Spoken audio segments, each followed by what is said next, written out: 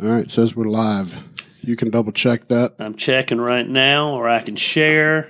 It is not showing up on my feed yet, but that don't mean anything. Did you tag me in it? No, it's just going to start on that's my one. feed. There we go. Boom. You don't give a crap about me. You don't tag me in nothing. Look at these. Legends. That might have been, though, the worst rendition of the Horseman. Mongo. Yeah. Agreed. But still. That was rough. I'll still take it, though, sons. Anything Arn's in, sons. Very and underrated. Flair. But people forget. They don't forget about Flair. They forget about Arn. How about he's reinvented himself with the Have you keeping up at all with the gun thing now? And he's a savage, but he gets forgotten in wrestling lore. Well, people will remember him like mid-range once you bring him up. So I'm going to say this. Is there no Flair, as we know Flair, without Arn? 100%. I don't think because it goes back. Flair. It goes back to what I said the other day. Every face with the place has got to have a number two doing the dirty work. 100%. He's making shit happen. He don't get all the credit, but he's making stuff happen where the number one can be the number one. Oh, and the number two get dirty. And the key to the number two is being confident and secure enough in being the number two. Oh, absolutely. Because you see a lot of spiteful numbers. Right. They want to be number one. And they ain't got what it's like. No offense to Arn. Sure. But he couldn't have been the number one. No, but I think he knew that. Right. Which makes him he was the number enforcer. one, number two. Right. Yes. Because you can be a number two and put yourself in number 10. Yeah. Because if you try to be the one, I heard Vanderschuck say one time, he said, would you rather be the number one of some mid-range company or number two at Facebook? Like, you know what I mean? Yeah. Like, oh, you got to know your spot. Oh, there's old Brian Bell in the house. Brian Bell was at the show last week, the wrestling show. First time, legend. We got something going on with the camera. Oh, Lord, we done lost it. We got to get Brooke up here? No. That's not the camera that we want. Linda's in here. Hang on, sons. This is not the camera we Boom. want. Oh, Uncle Randy's there. All Randy. All the time. This is what happens. Perfect example of a number two right here. We ain't got Brooke up here. No. She ain't up here doing nothing, and we can tell. It's obvious. Look what I'm doing. Did you think blowing on it's going to do something? Yeah, what? That's your answer? You remember the Nintendo? It didn't. No, not yet. Are you? Yeah, I'm trying to swap back to. It's not even in the. Oh man, the load. People are just falling apart right now. That's good. The gnashing of the teeth. Women are wailing right now. Crying. Crying. They can still hear us. But it's not enough. No. Don't get me wrong. The accents are sexy. The voices are like angels. But the fact that they can't see anything. Well, they can see me, right? And they can see your paper with all the questions. We don't need them to see. They won't need them to see the format. I haven't even seen the format. Looking at it. So. Cheating. All right, I'm going to have to play with this for a second. I'm going to turn her to you. All right, well, just turn her. Say hello. What's up, folks? I am here live and in color. Unc right now is working on it. So what I'm going to do is ask you to take your Bibles right now, and I want you to turn. No, I'm just kidding. So give you a little example about what we're going to be talking about tonight. I don't even know what we're going to be talking about tonight. We haven't went over one topic, one discussion, one anything. All we know is when Brooke doesn't get the cameras running, the cameras don't run. There is no Uncle Randy without Hot Mama Brooke. No, that's just how it runs. Absolutely. Behind every great man is a better woman. A better woman. And we suck at it. And as the people tune in right now, the masses tune in, we're going to figure this out because, hey, only the highest quality podcast here, the highest quality cameras, highest quality technology, and sometimes the highest quality technology doesn't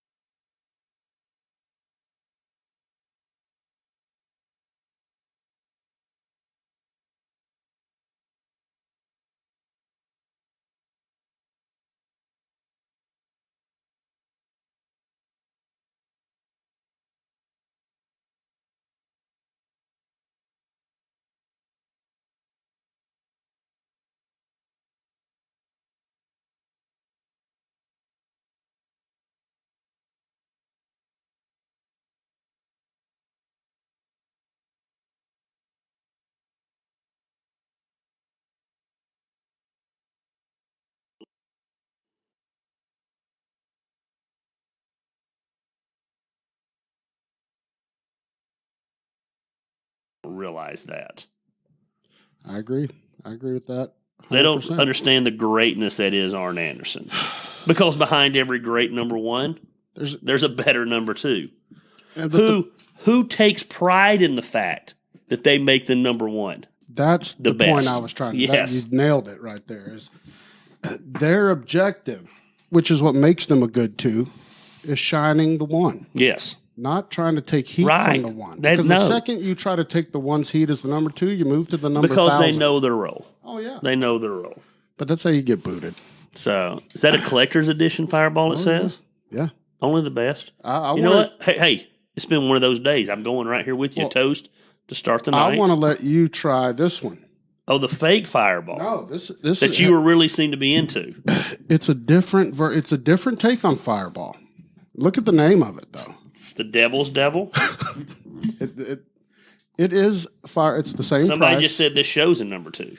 That's Patrick Doo-Doo Motherway. Well, that's Muddy Doo-Doo. We've been called worse. Muddy has been my buddy since high school days, sons. He knows. He loves the number 2. Hell, he likes to get fingered in his rear end, sons, and he doesn't make any bones. That's about okay. That. Cheers. Cheers. So how do you feel about the comparison? Little more spice. Yes, agreed. A little more heat. Not much, but a little more bite. Yeah, it's like, the little bitty, small little cinnamon candies. Yes. Yeah, the little cinnamon discs. Right. Instead of eating one, it's like you pop the whole thing in your mouth. And there was that first initial bite, but I'm for it. Well, what I think is different about it is it's like an unfiltered. It's like a beer, the ones that have the sediment. Yeah. It's not as clear, right? That kind of freaks me out a little bit, I'm not going to lie. But yeah, it's serviceable in a pinch for sure. I think next show I'll go buy some Golden Slogger, and we'll compare the 3. Fireball, Devil's Devil, and some Golden Slogger. The old Gold Slogger, sons. That'll hurt you. Yeah. All right, so first thing that I wanted to hit, because we got to touch on it. So last time you guys saw us, by the way, I'm Uncle Randy. That is Gary Lamb. You know this. You can call us, write this down, write that down, whatever you want to call it. You're going to learn from us is the thing. We're here to teach you. We're not going to coddle you. Listen, I told you, sons of bitch, when you send questions in, because there's a couple tonight where I'm like, I don't think you want to hear the real answer, but we're going to give you the real answer. So and we're going to preface this as saying I'm in a mood tonight. Gary is in a mood. I don't even know why I'm in the mood. I don't know if it's PMS. Absolutely what no it is. reason. I'm just in a mood, and I'm just ready to rip somebody's ass and go at it, maybe even punch somebody. And so now we're drinking liquor. Yeah. And the wife, I don't think she is tuned in yet, which is good because if she sees that there's liquor drinking going on, she's going to know she has to come get me. She'll be loving it. She's all right. She's good. She knows it's a rarity. So what were your thoughts on the wife episode? That's what I've got to touch on. So I got a lot of feedback. I want to see. We haven't talked like our true feelings about it. For one, because our wives have been around, so we don't want to, get too much smoke or get their heads too big. Right. How we felt about it. Right. So you want to go first? You want me to go first? Well, I'm going to be honest with you. I'm glad they're not here tonight. Yes. I feel like they took the shine off of us. Oh, they definitely did. They and that's the ego in me. I don't want to play second fiddle. Not even to my wife, who she's better than me. I understand that, and I don't want to play second fiddle to her. Bottom line, they're definitely more attractive than us, and that immediately puts us in the shit seat. Like I looked at us a couple times, and I was like, we're a couple of D-bags. Yeah, like just sunk down. Let's give them their own shit. Right, and they were a lot more witty than us sometimes, and I thought their answers were more thoughtful. Oh, way sweeter, and way nicer. I just didn't like the uplifting, the uplifting, the encouraging of it.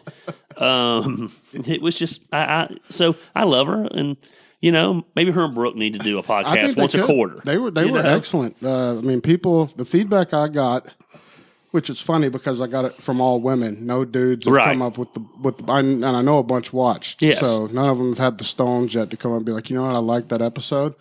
The women loved it though. Of course they did. That was fucking awesome to get to see their perspective. The women need some women. They do. That are going to keep it real. Yeah, for sure. Not sugarcoat that shit. Yeah. And also not just be a bitch to be a bitch. Yeah. So, they obviously both have what I thought about it when I listened back is they both have fantastic like radio voices. Yes. Both of them. They sound great on audio. Yes. Which is a big part of it. And for video, smoking bodies. Yeah. And so, I mean, we're totally fucked in comparison. So I agree. That actually is a perfect segue. You know what? They need to be better number twos. That's right. They're taking our shine. Right. Old Patrick. In case the sound goes out. The sound never went out, sons. I was troubleshooting. See, here's the problem with a guy like Patrick. He's kind of funny.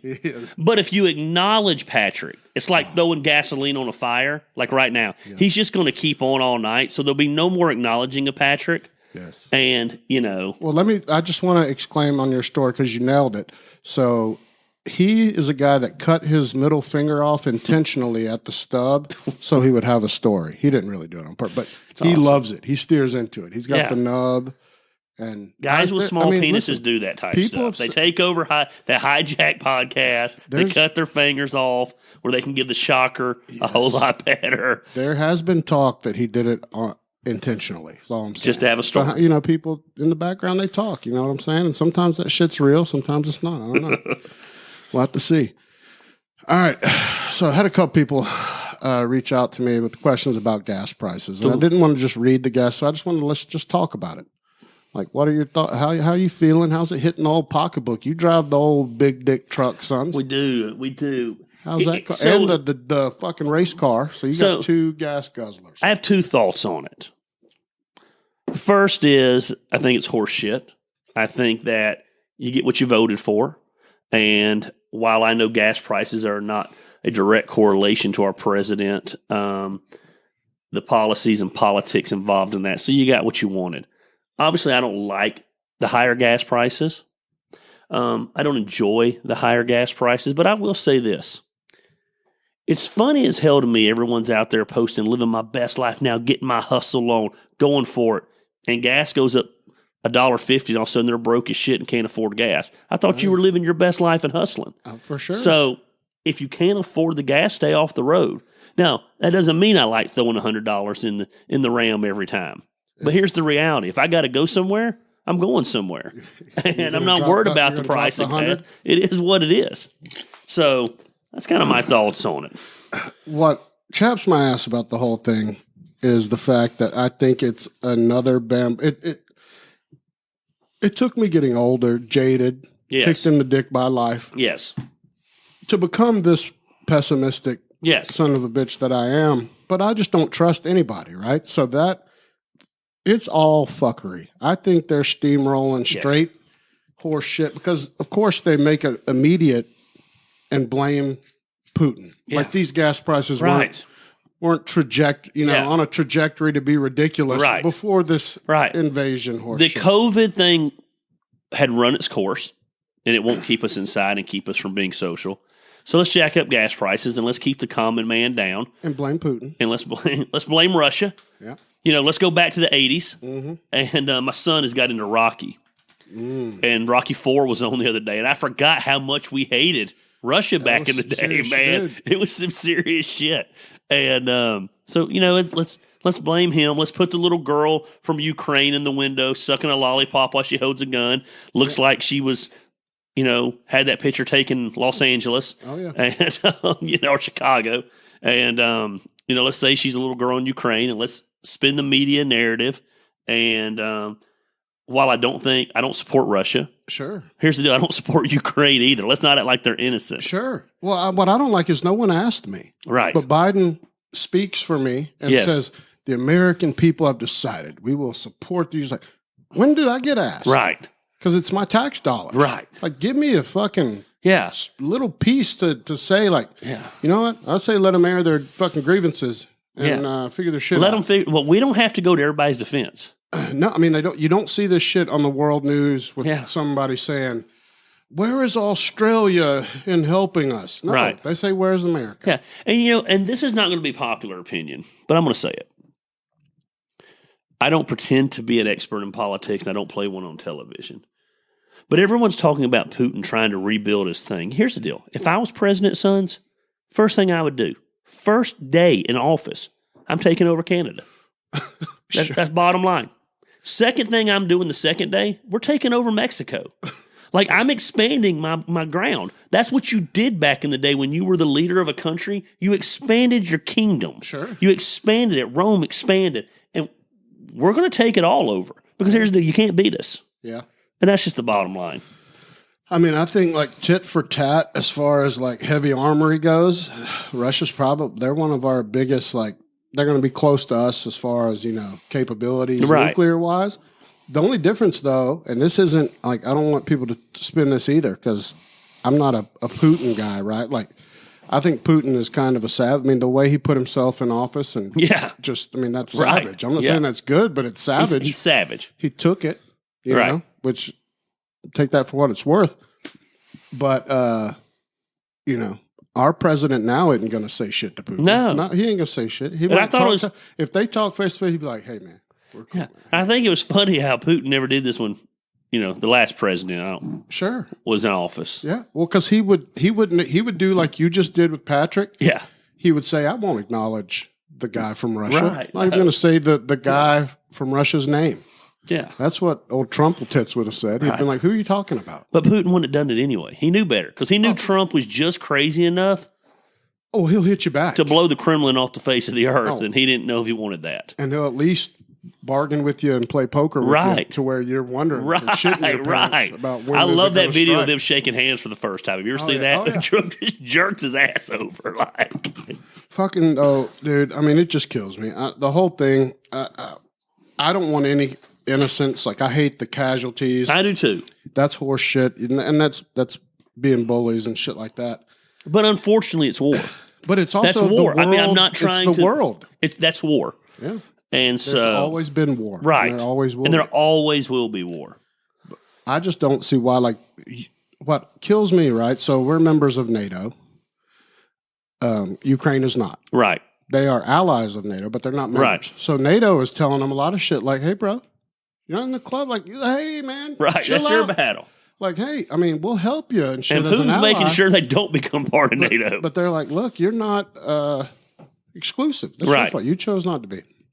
But the way that they can just demand, like, hey, send us ships, America. Yeah. You're forgetting about. I'm like, the fuck you talking to, bro? We got our own problems. Right. We got fucking real problems in this motherfucker. We don't believe shit our government says anymore. We had a fart goblin Fauci leading our country for 2 years. Where's he been? He dropped off the earth. He's gone. COVID's gone. Dude, war breaks. Who knew the cure to COVID was war? Oh, yeah. Well, we got a question about that. It's actually interesting coming up, too. But so, yeah, that's my thing on gas prices. Listen, it'll fix itself. They've been high before. I haven't, not this high in fucking forever. It's ridiculous. But the market will self-correct. I mean, it is what it is. But it absolutely, when people say their votes don't matter, you vote for what you get. Right. So you can have mean orange guy. Right. That upsets you, but you got low gas prices. Listen, here's the deal. I love the environment. I love to go hiking. I love scenery. One of my bucket list things is a cruise to Alaska. I say drilling. I don't give two shits. I drain that bitch dry if I was the president. Everywhere. As beautiful as it is, I'm taking all the oil out. Oh, absolutely. Bottom line. It can be a desert wasteland when I'm done. You know what I mean? Oh, yeah. It's Alaska. Dude, open it Who cares? Yeah, we got to become so we lose some humpback whales and some polar bears. It is what it is. I know, but they know this is how dumb our political leaders know that we are. Not just that they think we are; they know we are. They know we're so dumb that we see that we import 10% of our oil from Russia. Right. So this breaks out. Gas prices go up though 30%. That 30 doesn't match that 10, but it doesn't matter. Right. Because you told us. Right. That it's because of them, and we believe you. That's how dumb we are. Yeah. And even though that oil we already had over here was already bought. So. Oh, it's a nightmare. But gas prices suck, but it is what it is, sons. All right, so have you been keeping up with do you even know the Juicy Smouye thing? A little bit. So you know I who saw Jesse that yes, of course. Is? Didn't he just get sentenced? Yes. He got sentenced to 5 months in jail. Yeah. And I saw him give some passionate speech about, like, I just wanted to whoop his ass. Dude, and the fucking judge lit his ass up. Yeah, and how is that not front page news? Because, oh, yeah. It can't be. Well, he got out today. Oh, did he? After 5 days. Oh, really? Why? The hoopla, the outrage of him being in jail, despite the fact that he fucking just lied and created more racial divide in this country, which we don't need. Right. Isn't it funny he created racial racial divide, yet no one's acknowledging that? I know. And that's that the judge did when he sentenced him. He's like, what you did's fucking terrible. You cost all these resources and dollars because they were investigating it. You made it all up. Oh, John Little says his attacker got released today. No, so did Juicy. Oh, did he? So they both got attacked. There's video of Juicy walking out today. You didn't even look at him. And even the attacker probably should have got released because he was paid to do it. Dude, you know what I mean? He was helping a buddy out. He was paid to attack. Yeah, he was like, "You want me to beat your ass?" Yeah, remember when Springer did that and beat himself up in the bathroom 100%. at the airport? But it just blows my mind, this guy, right? That he's that entitled. And then we let him out. And dude, it's just a bitch when he gave his speech. Oh, yeah. Yeah, just a bitch. Entitled. How he was innocent. Bitch, you're not innocent. See, he got bonded out pending appeal. Gotcha. So he got sentenced to 5 months. And once you get sentenced, like, I don't know. He's definitely got the celeb trick. And he told the judge, when the judge said, you're starting your jail sentence now, he was like, I'm not suicidal. Yeah. I want you to know that. Because he thought everyone was, because they're going to stage his death. Because he's Epstein. I want to say it. Right. Now, you might get killed in there. But right. Fuck that. Over and over. He's not so. I was like, what the fuck is he talking about? It took me a few minutes to realize exactly what he was saying.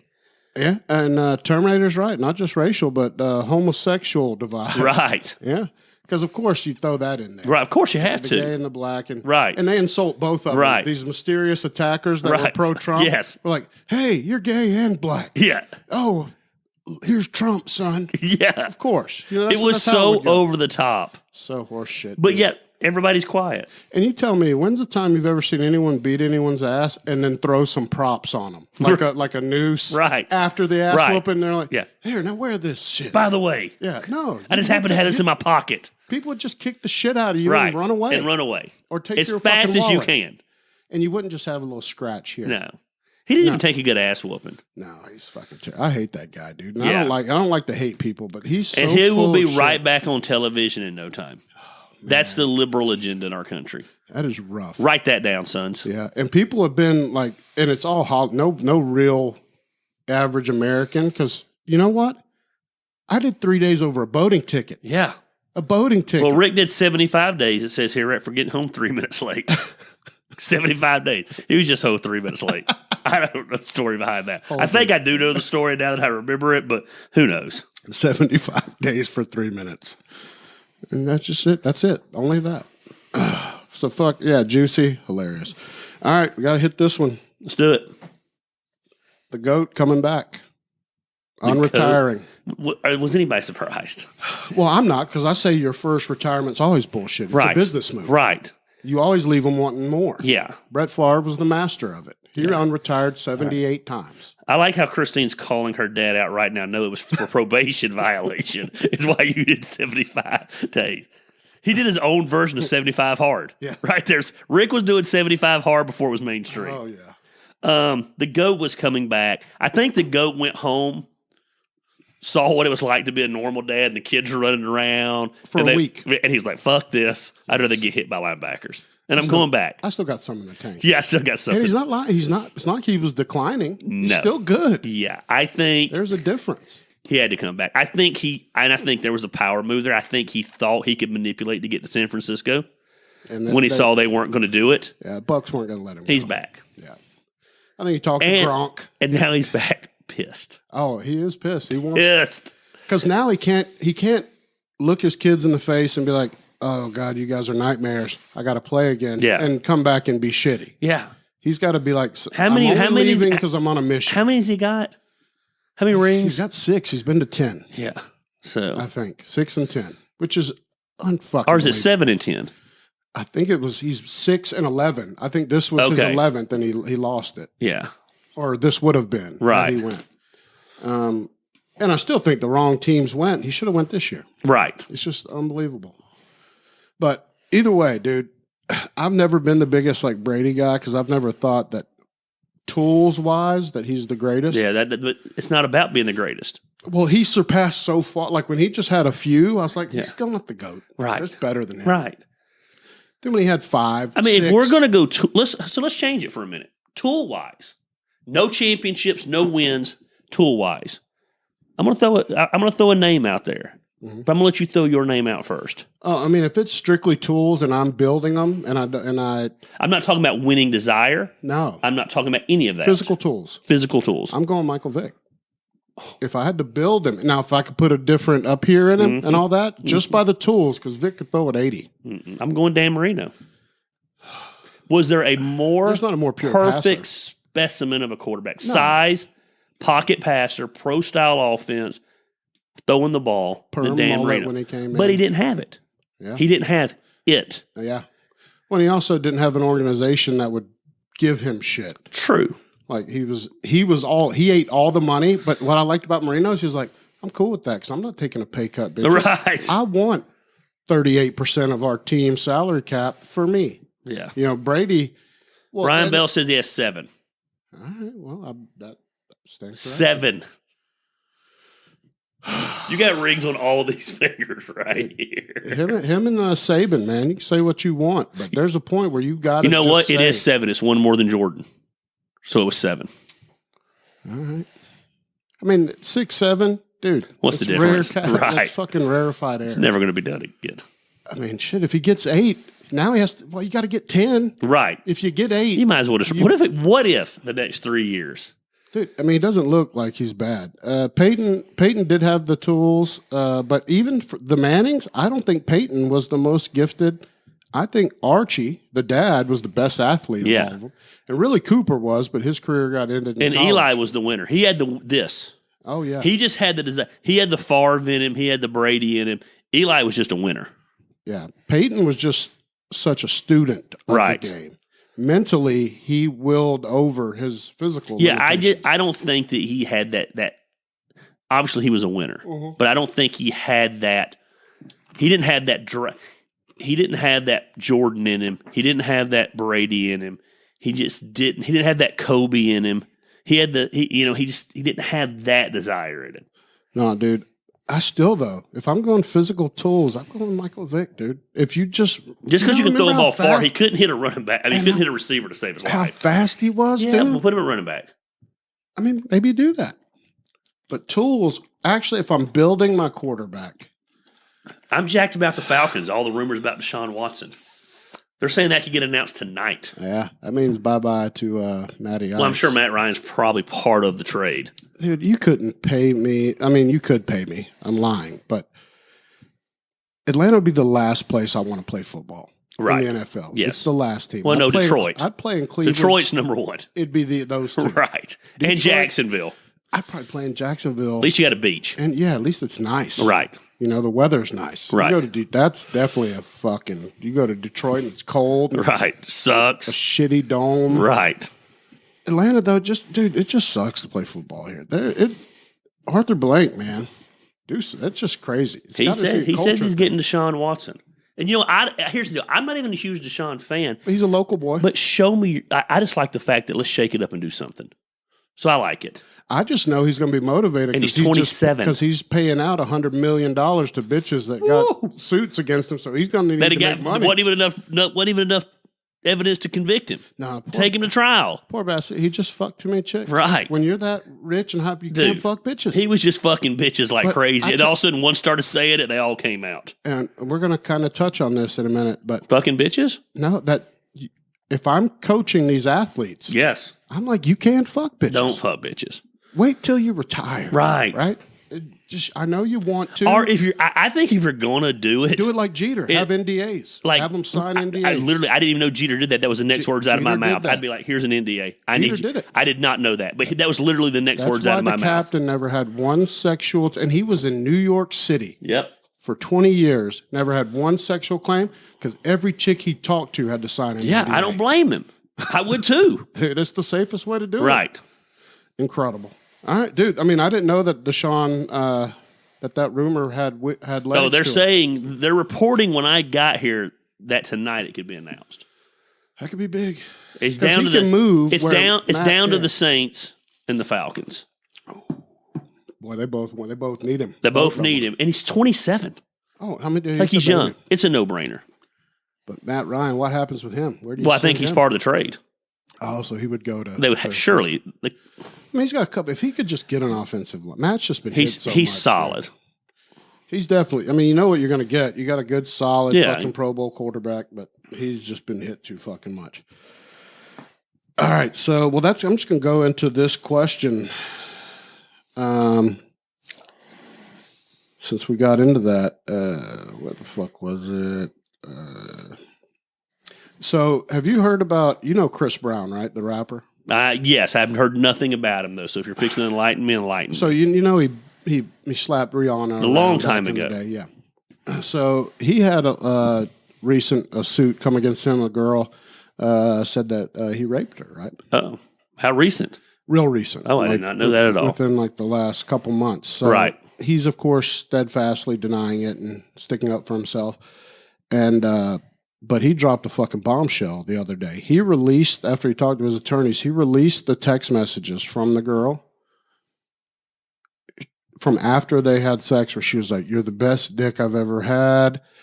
Please, hey, I just want to do it again. Like, I know it's not exclusive." Like, she said all the things, right, proving that it good was for him. That it was I'm not. Good for him for dropping it. Oh, dude. Because here's my problem, and I want to be real careful how I word this. Just like the Deshaun Watson thing, I'm not saying the dude's innocent. I heard everybody we're going to get a rapist, but all you got to do nowadays is make an accusation. That's as damaging as whether you're guilty or not. We are no longer innocent until proven guilty in this country. It's the other way around. And it's ridiculous. So good for him to be like, you're not going to run me through the mud. Yeah. You know what I mean? Let me just drop this. So my question to you is, and I've spoke to this before on Married AF, this is where I get in trouble. What do you think the penalty should be for when somebody does that, like brings a false rape accusation, files charges, tries to sue you? I tell you what, I don't know that this is fair, but I tell you what would end it. Mm-hmm. The same charge for what you're accusing them of. That's what I've always said. If we go to trial and my life is on the line, right, over rape, like you're essentially trying to end my life, right, over some shit that never happened, then your life should be ended.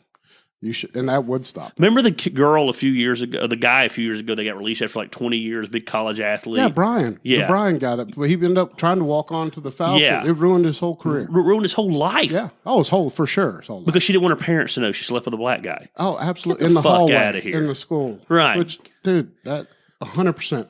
So Chris Brown, who I know nothing about him other than that he was the guy that beat up Rihanna. But in this instance here, with that kind of evidence, see, that's a guy that's learned, right? Right. He's like, I'm saving these. Right. I ain't getting rid of this shit. Yeah. I'm keeping it. And so she immediately had to drop, the charge. Like it's... Yeah, good for him. I think she was just going after him civilly, she was going for some criminally. Money. Right. She just wanted money.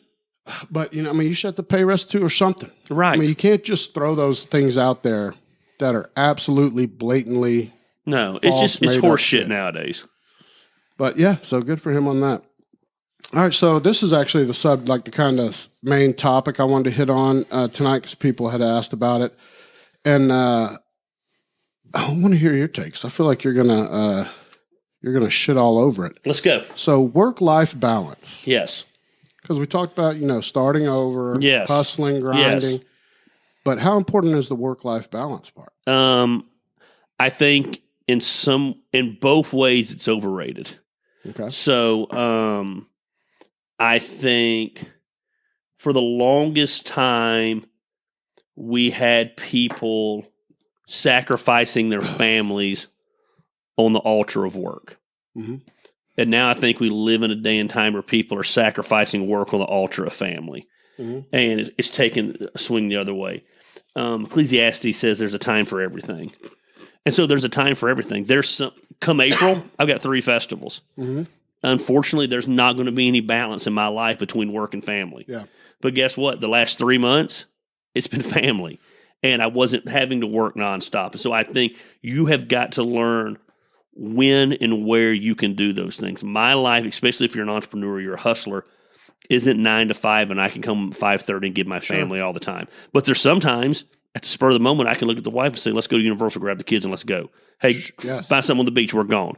So there's pros and there's cons to everything. So, But if you're trying to figure out some formula for family work balance, you're never going to have it. Bubba, for example, he's going into his busy season. Guess what? He's going to be washing cars from sun up to sundown. No, he's not just doing cars anymore. So he's doing food trucks. Right? Yeah, doing everything. Yeah, he was doing an old vintage car today. But the point is, there's also going to be times he's going to have to be disciplined, put money back, because in the winter you're not going to have that much. You're going to have more time for the family. Sure. So there's just an ebb and flow to everything. And I think that you and your spouse need to be in communication about that. Yeah. And make sure you're keeping each other accountable to that. But to say there's some calculated formula on that, it's just not possible. Yeah, and see, I look at that question different. Like yours is absolutely right. Like you're thinking like your direct family, right? And when I do it, I think like life enjoyment, like friends, and doing things that aren't work related. Which makes me obviously a sack of shit because I don't even think to the family. I was thinking like your hobbies and enjoy doing anything for you and enjoying yourself sometimes. Because I do know people that work there. They work so many things. Like they're hustling in every way, and they never have a second. And dude, we could drop dead right now. You could, but I think different people are wired in different ways. So, for example, me, I enjoy hustling. So hustling is my hobby. Even when you don't enjoy it, like when you get all like antsy and shit. Even when I don't enjoy it. I don't, and I'm not shitting on this at all, but I'm not going to go play softball. I don't want to go hunt. I'm not going fishing. I'm not going to play golf. I don't enjoy those things. Yeah. So I tell people all the time, I had a guy call me about wrestling the other day, and I said, wrestling is my version of golf and hunting. Some guys go hunt and golf. Yeah. I run a wrestling promotion. Sure. It's a release for me. It's a hobby for me. It really is. And luckily, I get to make a little bit of money at it. Yeah. And so that works out really well. But for me, I enjoy that stuff. You know what I mean? Now, that being said, I enjoy... So for me, the only thing I enjoy recreationally... I enjoy my family all the time. I enjoy watching TV shows, but I enjoy going to the beach, planting my ass in the sand, and doing nothing. Sure. That's what I enjoy. I enjoy going hiking. I enjoy those types of things. But I've never been the guy that's like, every Tuesday I go do this with the guys. Yeah. Thursday, and I'm not shitting on that at all. That's just not who I am. Well, no, and everybody's different with that. I mean, but the way you described it, your version of going and playing golf is your wrestling. Right, yeah. And it's just, you're good enough at it to where it's almost like that's when you can cut off. Yeah, I love it. And I love starting things. I love, hobby to me is sitting around and talking to guys starting business. I just had a group call me today in a couple of weeks. I can't remember when it is, in April. Want me to come down to some kind of round table. And I don't know that I haven't even talked to Christine about it. So, I mean, like, I don't even know, I haven't even looked at the calendar to see when it is. You know what I mean? I've got so many festivals, I don't know, but that would be fun in a hobby. The guy's like, what would you charge me? I said, I wouldn't charge you anything. Yeah. Like, I just want to come down and do it. Sounds fun, man. Yeah. Let's talk shop. Yeah. So I, you know, like Christine just put here, capitalize when you have the opportunity because it's ever changing. It's not, to me, it's also not about the quantity of time. Yes. And that sounds cliche, but it's about the quality of time. Sure. So I can spend an hour with my family that's quality. Yeah. And that overstates the dad who's over there, who was home for 4 hours, but he was on his phone the whole time. Sure. Watching sports the whole time, not even acknowledging the kids the whole time. Yeah.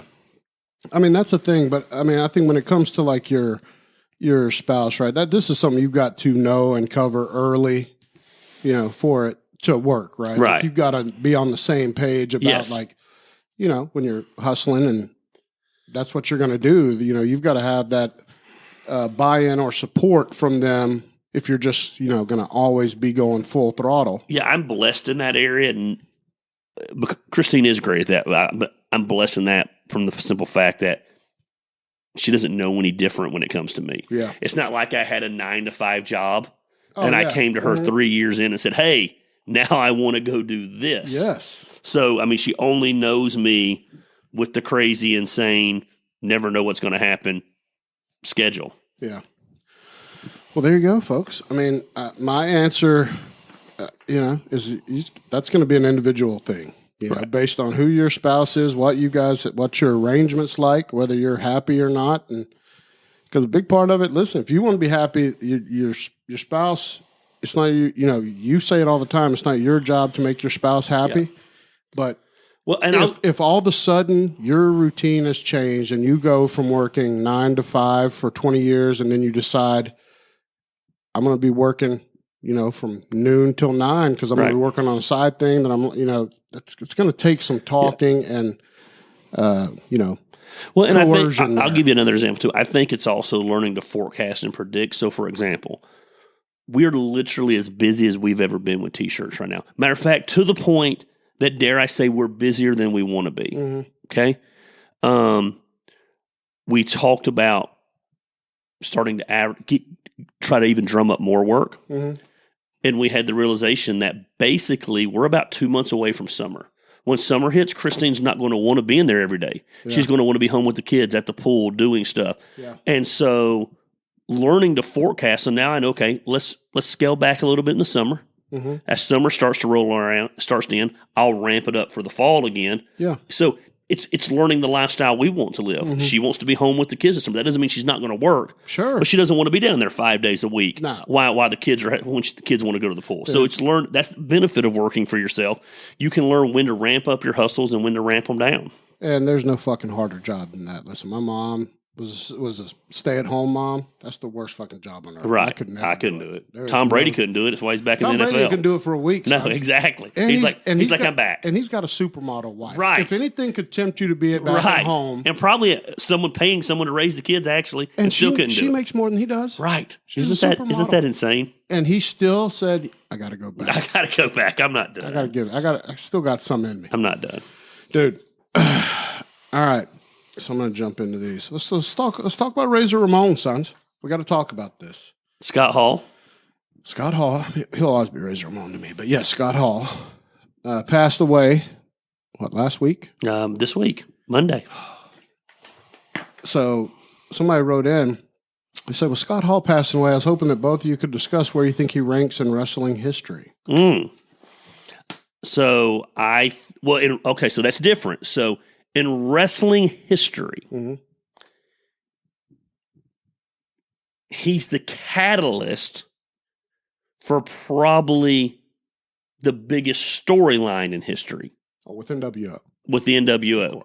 He changed the game. He did.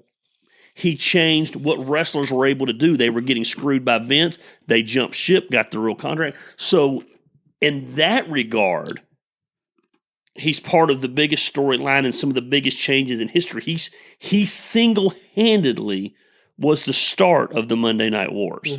Now, as an individual wrestler, I think he rates probably top 3 to never be the heavyweight champion. Okay. So who else would fall in that category? I don't know. So I'm drawing a blank right now. Razor Ramon. I saw a list the other day, and I'm drawing a blank right now. No, he's definitely up there. But he never had the big one. Yeah. You know what I mean? Nash did. Hogan did. Triple H did. Ultimate Warrior, did he? Yeah, he did. He had the heavyweight belt? He sure did. Yep. He beat Hogan. What about Ricky the Dragon Steamboat? Ricky the Dragon Steamboat had the NWA championship back in the day. I did love against Ricky Flair. Man, I was a Flair guy, so I hated Dragon. I still loved him though. He was just one of the first high fly. Did Arn ever have it? Good one. Arn never had it. I don't think Arn did. No. He's a great one. Yeah, there was a good list the other day of people, and I'm drawing a blank right now. But so the way that I put Scott Hall, Razor Ramon.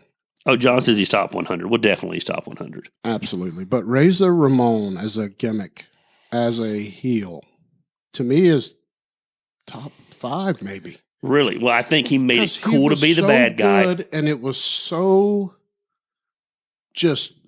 I bought it from day one. As a kid, I loved the toothpick. And it was perfect. It was back when the Cocaine Cowboys were running wild. Oh, yeah. And it was just so... If you go back, in a lot of ways, it was stereotype racism, but it's best Vince was the king of that. Yes. Let's come up with the cocaine dealing Cuban. Yes. Tony Montana. Which is where he based the character on. And then, but I would see Johnson's top 100. I would say probably, I don't know if I want to say top 50, but probably really close to top 50. But I think his legacy is bigger than his individual gimmick because, again, he was the first to jump ship. Then Nash jumped ship, but it was Razor who came through the crowd, asked Scott Hall, took the mic, and said, "You know me, hey yo, blah blah blah. Oh yeah, we're here." You know what I mean? Yeah. I mean, he's in the Hall of Fame twice. Yes, for the Razor Ramon, right, and as the NWO, right. And that's where people, which kills me. It's one of my biggest pet peeves in wrestling when people give Hogan NWO credit. Right. I don't give him any. Right. Hollywood Hogan, he piggybacked. Let's see, and I got to disagree because I think it was the greatest heel turn ever. But he piggybacked off what I'm talking about is what Nash and Razor built. But I think it set it off because it was that first Great American Bash pay-per-view. They didn't know who the third man was. Hogan comes to the ring. You think he's going to make the save. When he came back out after. Yes, he came back out the next day. Yeah. And he became Hollywood Hogan. And who would have ever... Vince never had the balls to turn Hogan. I guess Hogan had that gimmick.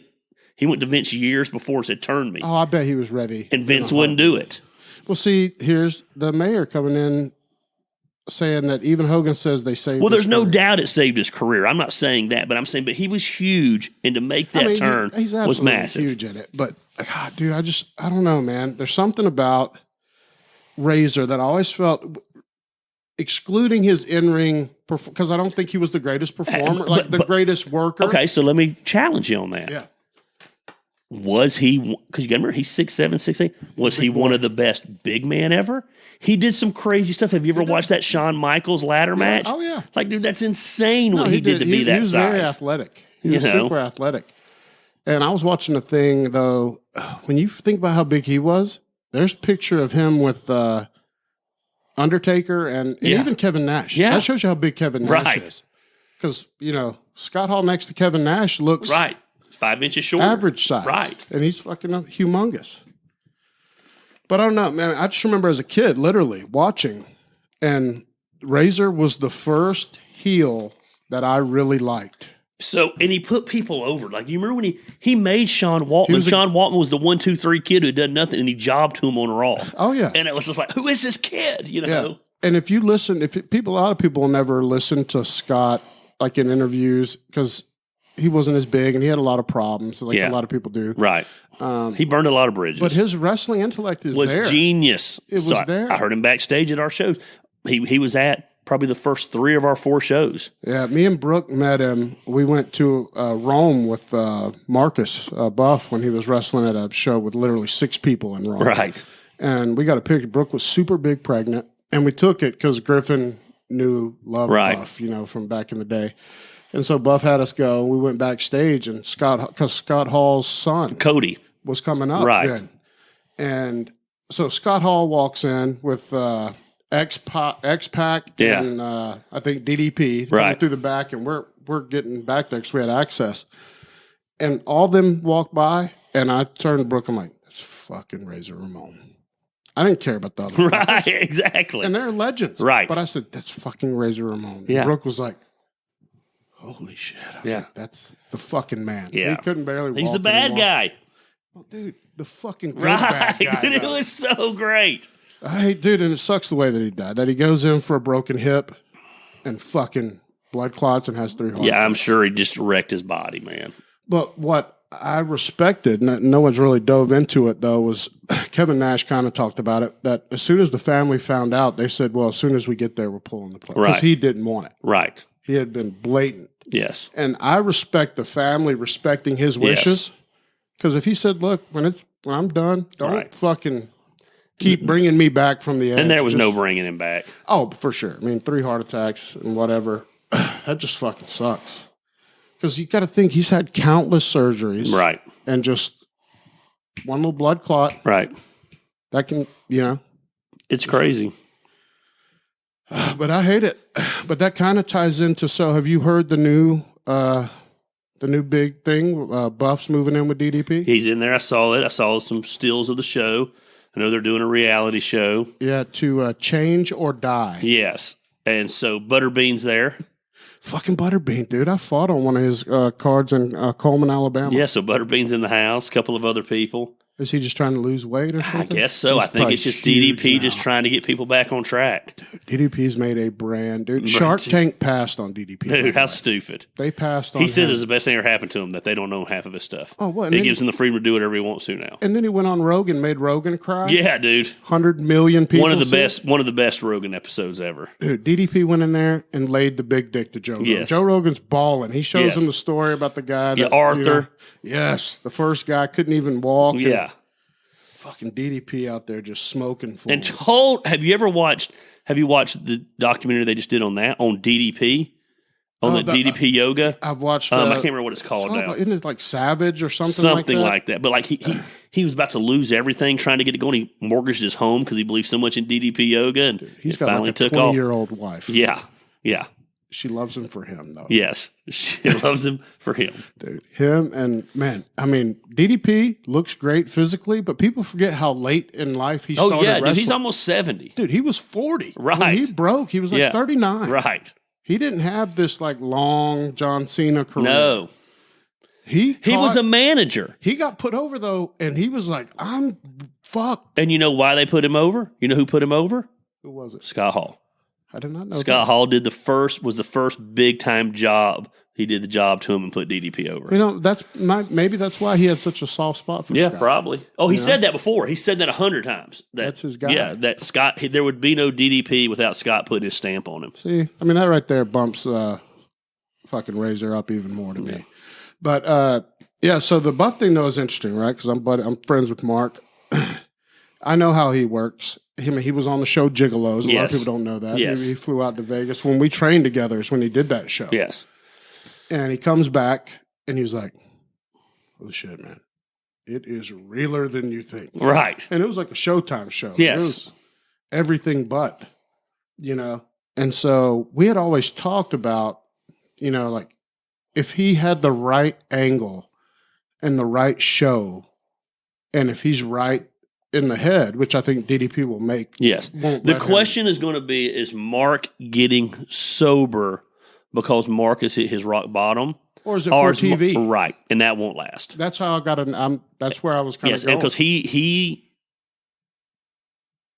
he's a used car salesman. And his body's destroyed. Right. I mean, he's got fake shoulders, fake knees, fake hips. There's nothing real left. Yeah, there's no coming back. This isn't a comeback to wrestling. This is, hey, how do I figure out what's next in my life stage? And be able to walk without pain and shit. Exactly. But he can't take much more either. Like, that's what scares me about Mark. And it scares everybody that cares about him, that knows him, is the next one. Yes. Because the guy has had 15 lives. Dude, as many he's had He crushed it. His whole face has been rebuilt. Yeah. He's still that's the thing that kills me, right? Even Brooke, she'd talk about it because, I mean, I of course always put Mark over because he's a buddy. He's got his problems like everybody else, but he's a handsome son of a bitch still, as old as he is, and he smells wonderful, and he's got the best breath I've ever smelled on him. His breath smells fake. Yeah, it's just... Dude, the guy's just blessed. He's got to come to the stage. We need the real Mark. We need the no longer bleach black. Oh, no, hair. It's not bleach black. It is Sharpie dyed black. Oh, just for men to shit. Yeah, and it's just... Dude, I went and picked, when we went to Rome, we had trained the day before, so I saw his facial hair the day before, saw his hairline and everything. And this goes for all old wrestlers that hang on. Yes. They all do. This isn't just Mark. This is every fucking one of them you watch. I mean, I go and we meet up to follow him, and all of a sudden, dude, he's got the hairline restored. And I'm like, dude, what if you sweat? Because, I mean, they put the turf, the marker, everything, dude, the fucking painted on. I'm thinking, so. But I'm worried that if he gets this chance here's where I'm worried. You get this one shot with DDP, if you fuck him, you're done. Yes. He'll murder, he'll bury you. I'm hoping his last enabler, God rest her soul, was Judy. And maybe that was his his wake up call, maybe. She not being around anymore was his wake up call. He's got to get together. He shot his dad. Yeah, I know. So very close with that family. Okay. So I'm very familiar with a lot of it. Yeah, it's crazy fucking nuts story. Yeah. Jeez. It's incredible. And his dad was a bad mofo. It was basically the mafia, the Dixie Mafia. The backwoods were rough. And weren't they like a lumber? Yeah, well, they owned a lumber company. I think that was just the of course, that was the front. Yeah, that was the front. Of course. So he's had, I don't know if anyone's had and lost money more times than him and his wife. Yes. Even as a kid. Right. Like the roller coaster. Yes. Of, you want to talk to somebody that's seen it from having millions to $0.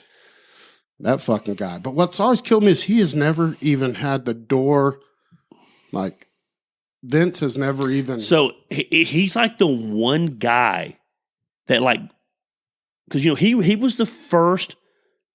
When WWE bought WCW, him and Booker T were the first match ever. Oh, yeah, in Seattle or something. And then in Tacoma. Then he was gone. Yeah. I don't know what he did. Jim Ross recently talked about it on his podcast. I saw a clip of it. Oh, yeah, Jim and him have history about that. Dude, when he was done, when Vince has brought back people that have fucked him over. A bunch, which is what I'm saying. So I don't know what Buff did. Vince was just like, I think his mom called Vince or some shit. Some dumb shit like that. Well, there's rumors that they addressed that. Now, I have to find that little podcast clip where it was recent. Yeah. And so. But it just, like, I've waited all these years. I've waited at Royal Rumbles. Yes. To see Buff run out of the back. Just one time. And they haven't even sent him an email about it. No. Like, there's nothing. Yeah, Vince was done. And he's done, but that's happened here's the crazy part. So before I met you and met someone that had a wrestling promotion that I knew personally, the only independent shows I'd ever been to, I'd went and watched him wrestle. And they were shit. Right, shit shows. I'm talking about embarrassing. Right. Embarrassed me. Right. Not him, because he's still at least wrestling. Right. But me in the crowd, I got my wife and my son. My wife's huge pregnant. My son still sees Buff Bagwell, NWO, fucking Monday Night Wars, who when I was in college, I loved Buff Bagwell.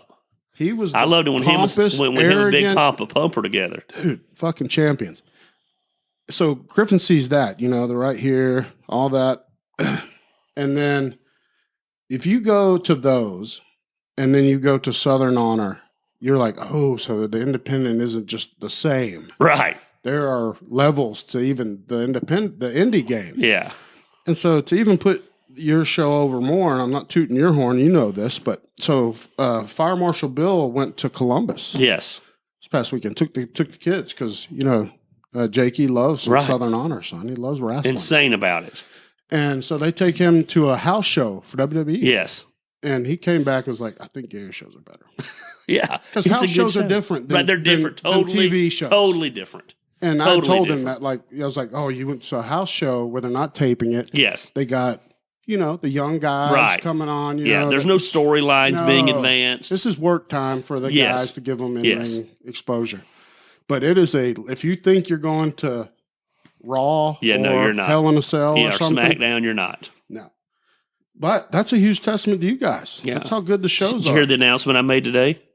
No, I've been following. So I saw a couple things, and then I saw you saying out of respect to the guy, you were going to wait till he was ready. Yeah. But is it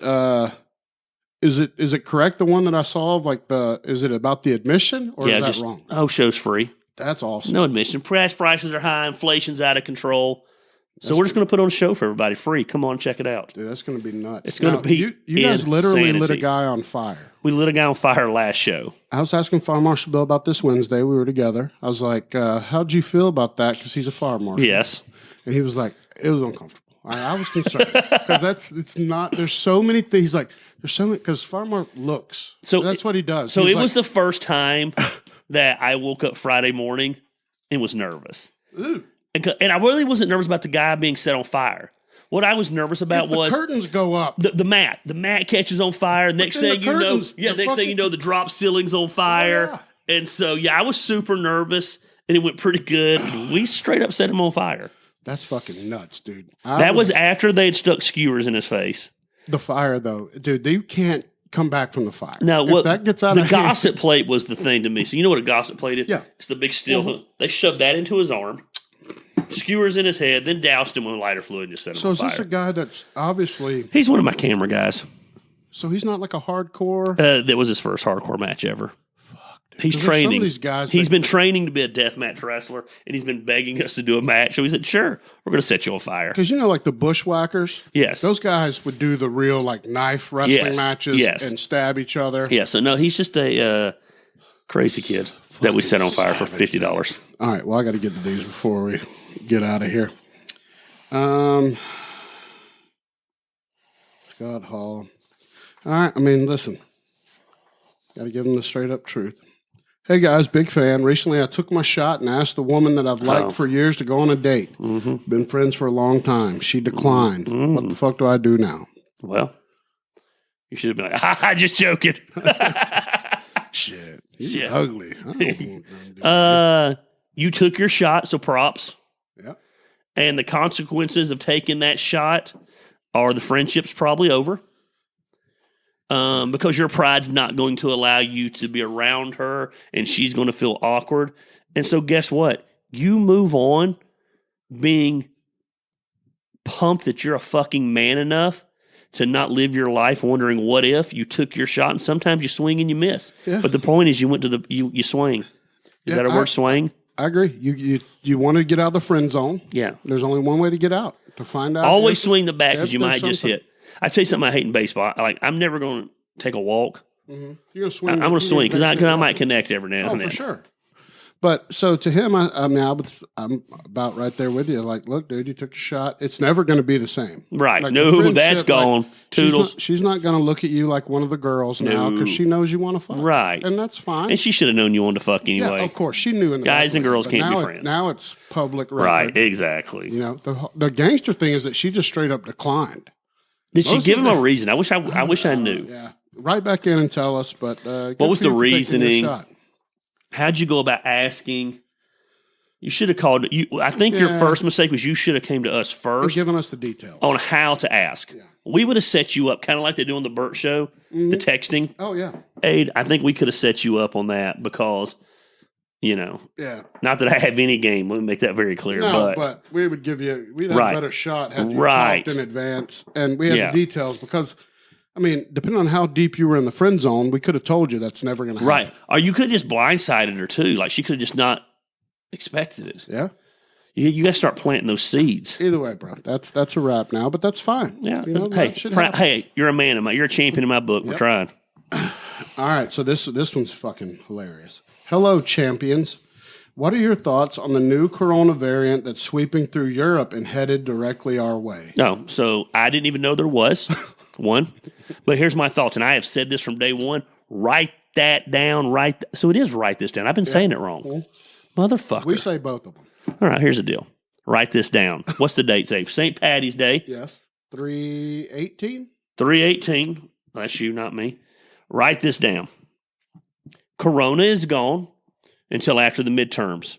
That's November. As soon as the midterms are over, winter moves back in, and they're going to blame the new variants on the cold and it all firing back up again. So this might be the seed planting that is going on, but we are good until the November elections. Yeah. Or But 3/17. Sorry. As soon as the elections are over, COVID's coming back. I've said that from day one. So here's my answer: is I don't give a fuck. Okay. I don't give a Yeah, I don't give a fuck. You're not gonna I don't give a shit about Yeah, this. I don't care. I haven't gave a fuck since We day haven't- one. None of us. Yeah. Yeah. There's nothing you can do about it. If it's going to be a residual cold and shit, then it is what it is. And Yeah, if it's I tell you how minuscule it is now. I saw the other day just scrolling through something that I guess Obama has COVID. Yeah. And it's imagine a year ago had Obama had COVID. Yeah. People would be losing their minds going crazy. Oh, yeah. No, But it's now just- they know he's going to be fine. Right. Now it's just, I don't know. I just don't care. I didn't So, even know there was I one. hope that doesn't hurt your feelings. It's fucking Brooke shit popping off on here because she's linked to this fucking thing.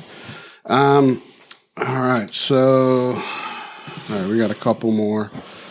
Here, dude, this one's interesting. I don't know where this is, what they're wanting to hear here, but Gary, when you were a young pastor, were there things that you had to do in that role that maybe you didn't agree with or feel right about? I don't know what they're sniffing at there, but that's an interesting question. I don't know that there was ever things that I had to do that I didn't feel right about, but I think there's things that 24 years later, my beliefs aren't necessarily the same. Sure. My ideologies are not necessarily the same. And so giving the same scenario now, I would handle them different. And I can't necessarily even think of something off the top of my head. But I mean, I've never really been one to do something that I didn't agree with. My views have changed. The more I've read the Bible, the more I've studied the life of Christ, the more I've been around other people and taken my denominational glasses off, my views have changed. So I don't know that anything made me uncomfortable. Yeah. You know, so. Well, there you go. That's your fucking answer, son. Listen, you learn in any job. You learn and you grow. Yeah. I mean, that shit's going to change with time. All right. What are each of your thoughts on premarital sex? How would you talk to teens about it? Cool. All right. Well, this obviously is from a woman, just to say premarital sex. So this is another issue where... I mean, I can answer for Go ahead, you answer. I got to process on my thoughts. Well, see, and here's going to be a different thing, right? I've got boys. Right. And I know that's going to upset people, right? Yeah. I'm machismo, fucking male chauvinist. But it's a different conversation. Right. I would imagine. I don't have girls, so I don't know. But with, I've had to have it with, my oldest, who's in the prime, and he's 17. Right. I had to start having that talk when he was 13. And it's more now where I look back when what I was told by my dad was old school. He was like, hey, here, wear a condom. Have a good day. Right. Boom. That's it. Right. Where now there's a lot more at stake with all the social media, all the phones, the video, the pictures, that you can be fucked before your life starts. And I mean, it's a wrap. If you got titty pictures and that girl and you break up and her dad sees the titty pictures, you're going to be arrested. Yes. And that's just the way it is. But, I'm not naive enough to be like, you're not allowed to have sex. Like, I can't speak on it as, eloquently, I'm sure, as you can biblically, but I'm just like, dude, you need to think about it. It's a big, it's a life changer. Well, and this is one of the views I think have changed for me. So 20-something years ago, I would have been dogmatic. It's wrong. Sex is for marriage. Sure. The Bible talks a little about sex and a little about those things. Yeah. And I think there's some biblical principles that we pull out to draw those conclusions. So I'm not saying they're wrong. Sure. But I will say that I don't think biblically it's as dogmatic as we have made it out to be. Mm-hmm. The reality is, and Christine's helped me realize this a lot too, we can preach it all day long. They're going to do what they do. And they're going to do what. So I think it's educating them on, man, you don't put yourself, especially our daughter, don't put yourself in a position where you have to do something you're uncomfortable with. With our sons, if you're doing that, use protection. With our daughter, I don't like to talk about it, but of course, use protection. God, it's got to be a more difficult talk for a male with your daughter compared to a male with your boy. I mean, it was still weird, but I mean, I know it sounds fucking show, but it was just. Here's also though, but I'm also going to say this: women are as big as hoes as men are. Oh, for sure. But I'm just saying, like, so. But it is like the thought of my son railing some girl doesn't bother me. Yes, exactly. I can't. So the other bothers me so much that I can't get the words out of my mouth. I can obviously see it. So like it infuriates me. I bet. And so I won't handle it well. Yeah. And I can't imagine you would handle it. No, I'm not. I won't handle it. I mean, you called out the boyfriend at church. Well, I didn't, did I? Well, I mean, you just told a story. I just told a story. You got to say hey to me. And you're not wrong. Right. Dude, I've always been that way, though. You need to say hello. Right. It's your job to come say hello to me. I mean, it's not my job. Griffin's had 2 girlfriends in his life, and both the dads have loved him because he would shake their hand, look them in the face every time he sees them. And you should do that. You should say that to the mom and you should acknowledge the parents immediately. Right. Shake the dad's hand, pop the mom in the ass, and just get on with it. And you know why it's good? And that's why I always say to people about people ask me all the time about asking for the hand in marriage or talking to the father, right? Like I'm kind of traditional about that. I went and talked to Brooke's dad, and we had already had a kid together before we got married. Right. But I was, telling Griffin, like, part of that, and the same with a boyfriend coming and talking to the dad, is showing you've got the balls to be in an uncomfortable position for a minute. Yeah. Because I'm going to respect that. I was a kid too, dude. I asked Rick before I married, I proposed to Christine. It's not about that. It's about... Now, he could have said no. I was still going to do it. Of course. But it was just a matter of honoring him by asking. And you got the balls to have this horrible, awkward conversation for a second. And that's what... The same thing with the boyfriend coming and talking to you. Can you block Christine on this thread?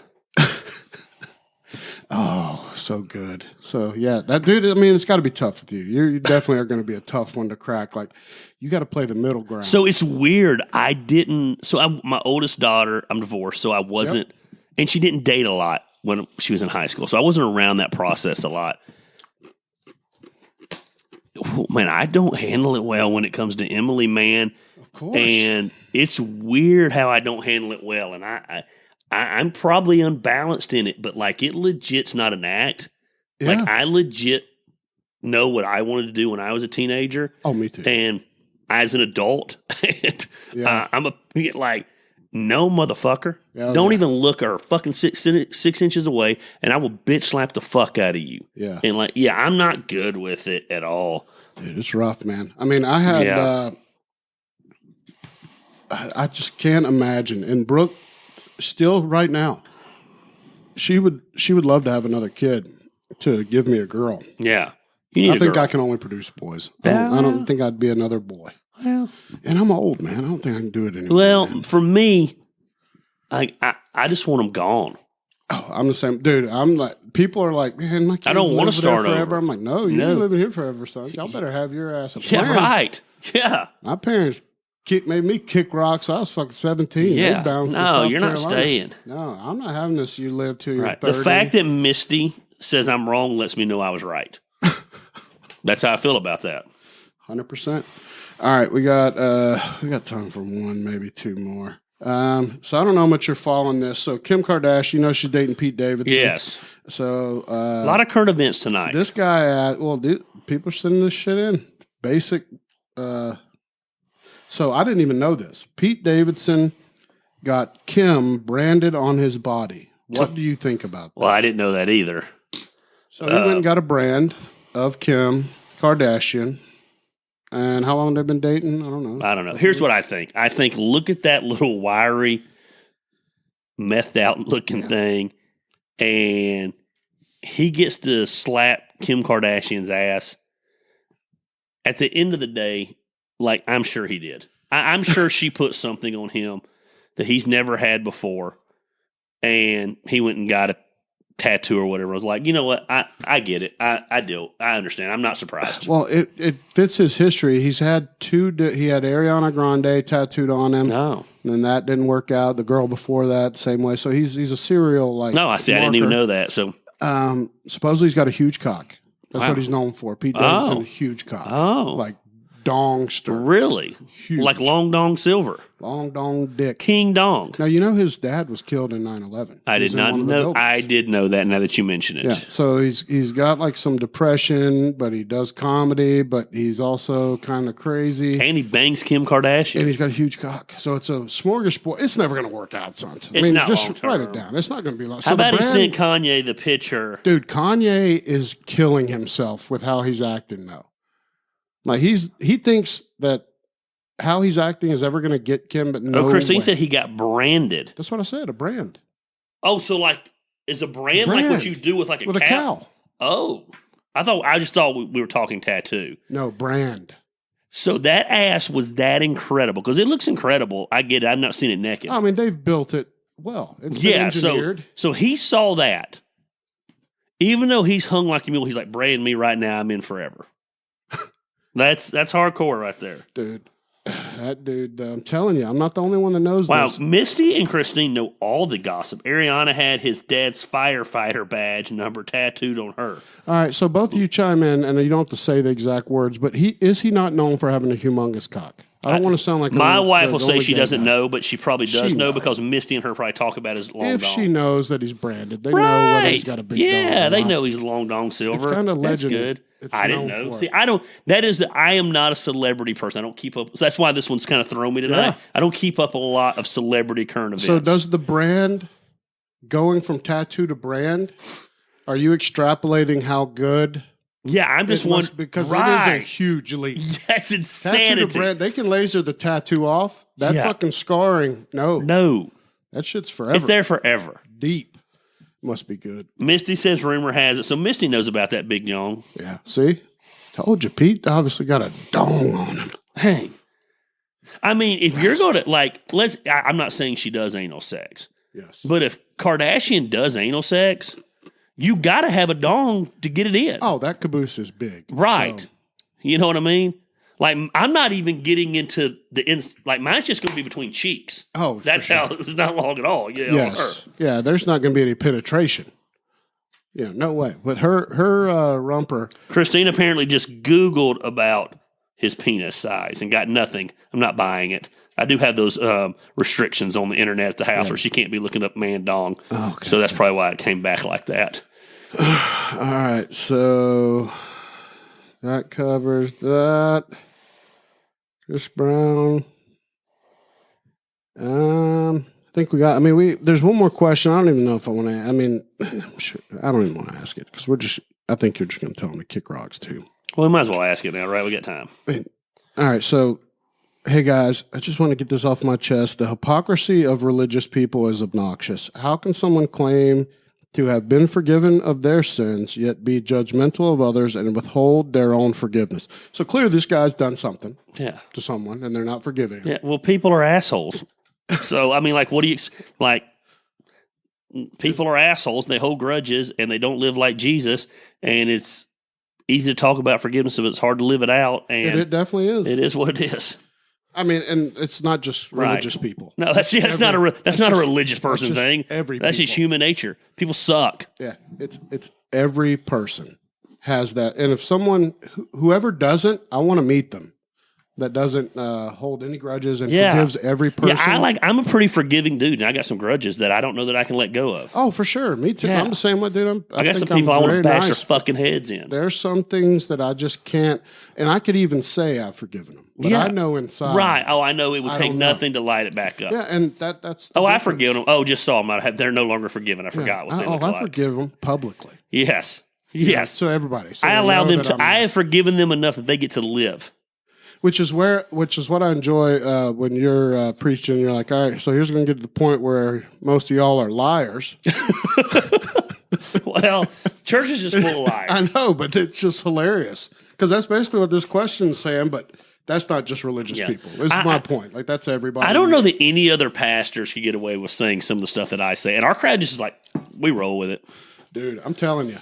I look around at the crowd, and even there's a couple times where people are like. The majority of people are like, oh, that's just gay. But there's a few people that are like, whoa, he's like that. He's in serious business. When I called the people out on the camera last week, there were some groans. Some people didn't like that. But they needed to be called out. Of course. Because here's the funny. You're talking shit, but yet the log shows that you logged into the show to watch it every week. Oh, yeah. Well, and you just can't do that. You're absolutely got to call them out. Right. But, the rest of the stuff, dude, it's usually 100% true.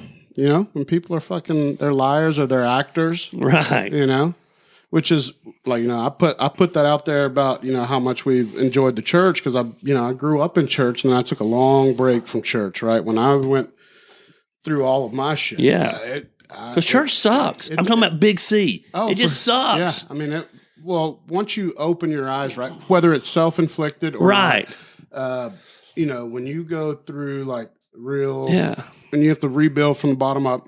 And don't get me wrong, action sucks too. Sure. We don't handle we don't handle every situation right. And the people don't handle every situation right. But I think overall they get it. No, but you get what you say you get. You've got service at right. You show up. Yeah. We're going to throw down. Yeah, we're not creating a Christian ghetto where you got to be here every night of the week. We're not going to have a Sunday school, a research class. I don't want all that. We're all going to bullshit and lie about how good shit is, and that's not going to happen.